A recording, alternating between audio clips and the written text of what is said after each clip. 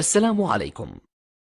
لا تنسوا الإعجاب بالفيديو والاشتراك في القناة تشجيعا لنا لنستمر. أعوذ بالله من الشيطان الرجيم. أفحسب الذين كفروا أن يتخذوا عبادي من دوني أولياء إنا أعتدنا جهنم للكافرين نزلا. قل هل ننبئكم بالأخسرين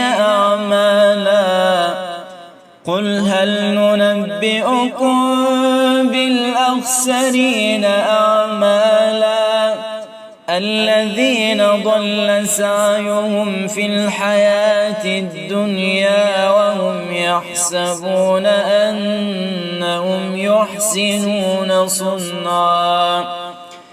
أولئك الذين كفروا بآيات ربهم ولقائه فحبطت أعمالهم فلا نقيم لهم يوم القيامة وزنا.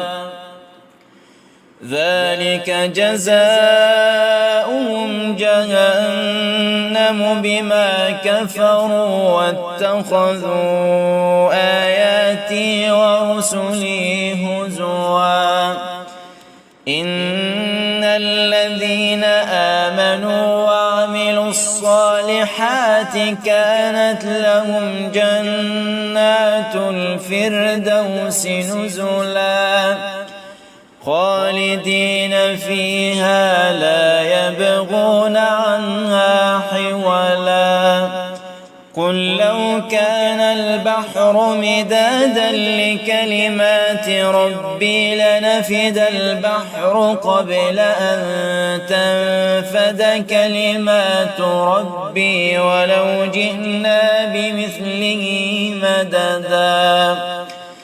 قل إنما أنا بشر مثلكم يوحى إلي أنما إلهكم إله واحد فمن كان يرجو لقاء ربه فليعمل